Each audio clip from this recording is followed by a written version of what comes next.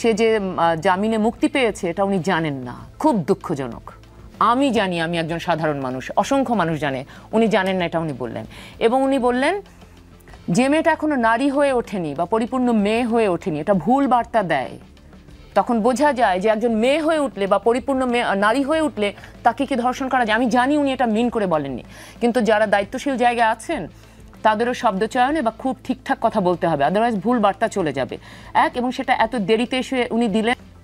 অসংখ্য ঘটনা ঘটেছে, বাসের মধ্যে ধর্ষণ হয়েছে, সেটার হচ্ছে জামিনে আবার সেই বাস চালকরা মুক্তিও পেয়ে গেছে।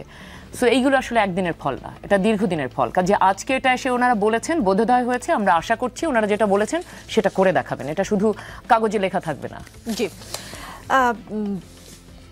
মানসুরা আলম, ঢাকা বিশ্ববিদ্যালয় ছাত্রী হেনস্থার বিষয়ে সাংবাদিকদের প্রশ্নের জবাবে আইন উপদেষ্টা বলেছেন এই ঘটনায় তাকে চাপ দিয়ে মামলা প্রত্যাহার করা হয়েছে কিনা সেটি খতিয়ে দেখা হবে, সেটা আজকে বলেছেন। যেদিন মামলা প্রত্যাহার করানো হয় সেদিন সেই যৌন নিপীড়ক জামিন পেয়েছিল। আইন উপদেষ্টা বললেন খতিয়ে দেখবেন, অথচ সেই ছাত্রী যমুনা টেলিভিশনকে নিজে বলেছেন তিনি নিরাপদ বোধ করছেন না বলেই মামলা তুলে নিয়েছেন। আমরা তার কথাগুলো একটু শুনতে চাই। প্রোডিউসার পরশ। আমাদের জন্য, আমাদের মেয়েদের জন্য যে আমরা আলোচনাই আর করতে চাই না এগুলো নিয়ে। প্রথমত যে দেশে এত বড় একটা ঘটনা ঘটলো, শাহবাগ থানার সামনে ওদিন রাতে যে এত বড় মব হলো সেটা সরকার জানে না। মানে না, একটা থানা মামলা কেন তুলে নিয়েছে ওই শিক্ষার্থী সেটা আইন উপদেষ্টা জানেন না। তাকে কোনো চাপ দেওয়া হয়েছে কিনা? এত বড় একটা ঘটনা আমরা জানি, এত বড় একটা ঘটনা, থানার সামনে এত বড় মব, সেখান থেকে থানা থেকে মানে ছাড়িয়ে নিতে আসছিল মব তৈরি করে যে ওই যৌন নিপীড়ককে। এরপরে আদালতে গেল, সেখান থেকে এখন আমার এখানে একটা কথা আছে যে জামিনযোগ্য কোনো মামলা যদি হয় তাহলে আদালতে গেলে সেই নিপীড়ক যেই হোক না কেন সে জামিন পেয়ে যাবে।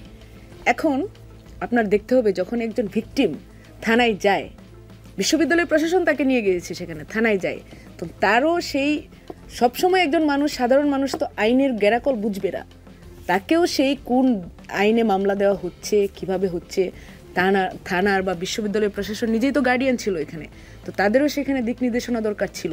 তো সবার পক্ষ থেকে সেটা ছিল একটা অবহেলা। ইনফ্যাক্ট এই যৌন নিপীড়নকারী আজকে সাসপেন্ডেড হয়েছে। কতগুলো দিন গিয়েছে, যে এতগুলো দিনে কারোর মনে হয় না যে ওকে সাসপেন্ডেড করা দরকার? আজকে কেন? ওই দিন জামিন হওয়ার পরে তার মাথায় পাগড়ি দিয়ে, হাতে কোরআন দিয়ে, কত বড় অবমাননাকর ঘটনা এটা। এটা তো ধর্মীয় দৃষ্টিতে অবমাননাকর যে একজন নিপীড়ককে এইভাবে ফুলের মালা দিয়ে তারা নিয়ে আসছে। এবং সেইখানে যে মানুষগুলো আছে সেই মানুষগুলোকে আপনারা দেখবেন যে কখনো বর্তমানে যারা প্রভাবশালী বিভিন্নভাবে রাজনৈতিকভাবে তাদের আশেপাশে সেই মানুষগুলো ছিল। এবং সেই মানুষগুলো আমি মনে করছি যে এই যে মব করার সাহস, যে আমি যাচ্ছি, আমি থানায় যাব, থানায় গিয়ে এই কাজটা করে ফেলবো, আমাকে কেউ কিছু, আমাকে ধরা ছোঁয়ার বাইরে ভেতরে কেউ রাখতে পারবে না, আমি যা মন চাই করতে পারবো, এই কনফিডেন্স এটা তারা কোথায় পেয়েছে? কোনো না কোনো পাওয়ারের আশ্রয় করেছে সেটা।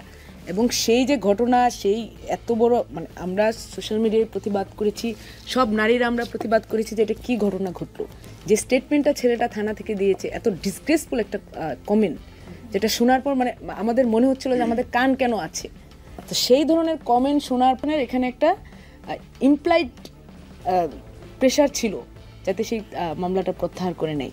তো এই যে এই ধরনের ঘটনা ঘটছে, সেটা সারা দেশ জুড়ে ছেয়ে আছে, মেয়েরা প্রতিবাদ করছে, সবাই প্রতিবাদ করছে, কিন্তু আমাদের আইন উপদেষ্টা জানেন না। এটা কিছুক্ষণ আগে আপা বলছিলেন যে ফরিদা আক্তারের কথা, উনি স্টেটমেন্ট দিয়ে আমি দেখলাম যে দর্শনের প্রচন্ড তীব্র নিন্দা জানাচ্ছেন। শারমিন মুর্শিদের কথা বলেছেন।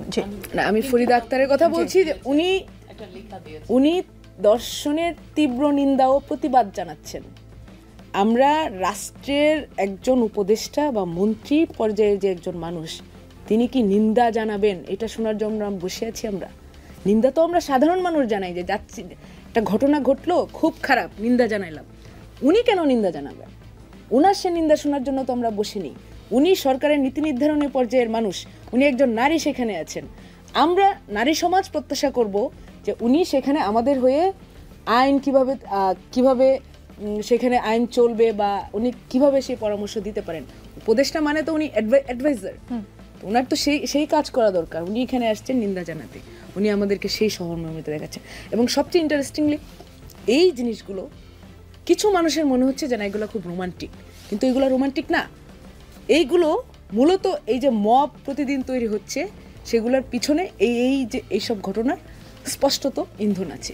এই যে এইসব কথাবার্তার, যে আমি ফেসবুকে স্ট্যাটাস আমি দিচ্ছি, আমি সাধারণ মানুষ, আমি রাজনৈতিক কর্মী, বুকে জানানোর কথা যে উনি তীব্র নিন্দা জানাচ্ছেন, আমরা তো সেটাতে আপত্তি জানাই। তাকে অ্যাকশনে দেখতে চান, হ্যাঁ, তাই তো তাকে মানসুরা? অবশ্যই তাকে অ্যাকশনে দেখতে চাই, অ্যাকশন নেওয়াই তো তার কাজ। জি, অর্পিতা শেয়ার করেছে এবং বেশ ঘুরছে কথাগুলো সোশ্যাল মিডিয়ায়। সেদিন 32 ভাঙাভাঙি কোনো ইমার্জেন্সি কিংবা অত্যাবশ্যক কিছু ছিল না। দুই পালোয়ান হাসনাত সার্জিস দিন রাত লাগাতার সেসব নিয়ে পোস্ট করেছে। এক একটা পোস্টের রিয়াকশন 100K ছাড়াই যেত। ফলাফল স্বরূপ আমরা দেখলাম কি বিপুল সংখ্যক মব চেইন রিয়াকশন হিসেবে আরও কয়েকদিন অন্যান্য বিষয়েও মববাজি চললো। কিন্তু একটা বাচ্চা 8 বছরের শিশু মৃত্যুর সাথে লড়তেছে, লাইফ সাপোর্ট ওর বাঁচার রেট 2 থেকে 3% ছিল। এই মুহূর্তে ইমার্জেন্সি মেডিকেল বোর্ড গঠন হয়েছে। ইভেন আজকেও এক বৃদ্ধ বেলুনের লোভ দেখায় এক বাচ্চাকে রেপ করছে। জাস্ট 3-4 দিন আগে 3 বছরের বাচ্চা দোকানে চকলেট কিনতে গিয়ে রেপড হয়েছে। তারও 2 দিন আগে ওয়াজ শুনতে যেয়ে রেপড হতে গিয়ে ব্যর্থ হওয়ায় খুনের শিকার হলো। এগুলো জাস্ট চাইল্ড কেস, অন্যান্যগুলো মেনশনই করলাম না। কিন্তু এসব বিষয়ে হাসনাত সার্জিসরা কোনো শব্দ করে নাই। ছোট ছোট বাচ্চাগুলো রেপড হোক, মরুক, নারীরা প্রতিনিয়ত সহিংসতার শিকার হোক, ওদের কি? ওরা চাইলেই পারতো এই ইস্যুগুলোতে একটা বড় প্রোটেস্ট করতে, করে নাই। কেন করে নাই? কিছু স্বার্থ হয়তো আঁচ করা যায়। নারীর প্রতি নির্যাতন প্রতিরোধ নিয়ে কি ঠিক ততটাই নীরব কিনা? প্রথমে আমি একটা জিনিস বলে নিতে চাই, হাসনাত সার্জিসের কথা যেহেতু এসেছে, ওটা ওনাদের ব্যক্তিগত বিষয়। ওনারা ব্যক্তিগত জায়গা থেকে কেন হলো গিয়ে কোনো বক্তব্য প্রদান করলেন না।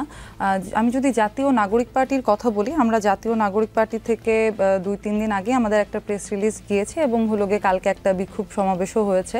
এবং জাতীয় নাগরিক পার্টিতে আমরা যারা নারীরা আছি এবং আমাদের যিনি আহ্বায়ক আছেন বা সদস্য সচিব আছেন, আমাদের সবারই এটা নিয়ে মিটিং হয়েছে, আমাদের কথাবার্তা হয়েছে এবং এই বিষয়টা সবাই নিন্দা তো জানিয়েছেনই এবং সবাই উদ্বেগজনক একটা অবস্থায় আছেন। কালকে যেরকম রাত্রে হলো গিয়ে আমাদের ঢাকা বিশ্ববিদ্যালয়ের একজন শিক্ষার্থী উনি হলো গিয়ে অবস্থান কর্মসূচি নিয়েছেন, সেখানে আমিও রাত্রেবেলা ছিলাম। আমাদের নাগরিক পার্টির সামান্তা শারমিন আপু ছিলেন, সাদিয়া ফারজানা দিনা ছিলেন, আমাদের আরও নাগরিক পার্টির সদস্যরা হলো গিয়ে ওখানে গিয়েছেন, ওনার সাথে ছিলেন। আমরা ওনার সাথে হলো গিয়ে আমাদের সহাবস্থান জানিয়েছি এবং আমাদের নেতাকর্মীরা সবাই হলো গিয়ে এই ঘটনার সাথে হলো গিয়ে তাদের সহাবস্থান জানাচ্ছেন। আমরা নাগরিক পার্টি অবশ্যই নারীদের যে নিরাপত্তার যে জায়গাটা, সেটা যে নিরাপত্তাহীনতায় নারীরা ভুগছেন সেটা আমরা উপলব্ধি করতে পারছি এবং আমরা এই ব্যাপারে একদমই হলো গিয়ে নিন্দা তো জানাই। আমরা এরকম না যে নাগরিক পার্টি এই ব্যাপারে কথা বলছে না বা এই ব্যাপারে তারা চিন্তা করছে না। অর্পিতা শ্যামা, আপনাদের আহ্বায়ক যেটা বলেছেন যে দেশের আইন শৃঙ্খলা পরিস্থিতির এই অবস্থায় নির্বাচন কি করে সম্ভব, এই ধরনের একটা ইঙ্গিত তিনি দিয়েছেন। নির্বাচন ভাবে কি আপনারা এই ধরনের ঘটনা হলে একটু অন্য ঘটনার চেয়ে নির্বাচন এগিয়ে আসলে যতটা প্রতিরোধী হন, কিন্তু এই ধরনের ঘটনা আইন শৃঙ্খলা ভায়োলেন্স হচ্ছে বা নারী নির্যাতন হচ্ছে, সেসব জায়গায় আপনাদের ভয়েসটা তত বেশি শক্ত হয় না, কারণ নির্বাচনটা পেছালে আপনাদের সুবিধা, সেই কারণে? আমি ব্যক্তিগতভাবে একদমই এরকম মনে করছি না যে হলো গিয়ে নির্বাচনের সাথে এটার হলো গিয়ে কোনো সম্পর্ক আছে, কারণ নির্বাচন একটা ডিফারেন্ট বিষয়। আর এখানে হলো গিয়ে একটা মেয়ের ধর্ষণ হয়েছে, যেখানে একটা মেয়ে হলো গিয়ে, আমি যদি আসিয়ার ঘটনাটাকে নিয়ে আসি, সে তার হলো গিয়ে বাসায় নিরাপদ না। তারপরে হলো গিয়ে চট্টগ্রামেও হলো গিয়ে একটা ঘটনা ঘটেছে যেখানে মহিলা ওনার স্বামীর সাথে ছিলেন এবং ওনাকে ধর্ষণ করে তারপর ওনার জিহ্বা কেটে দিয়ে রাস্তায় ফেলে রেখে যাওয়া হয়েছে। তো এই ব্যাপারটার সাথে একদমই নির্বাচনের ব্যাপারটা আসলে আসে না।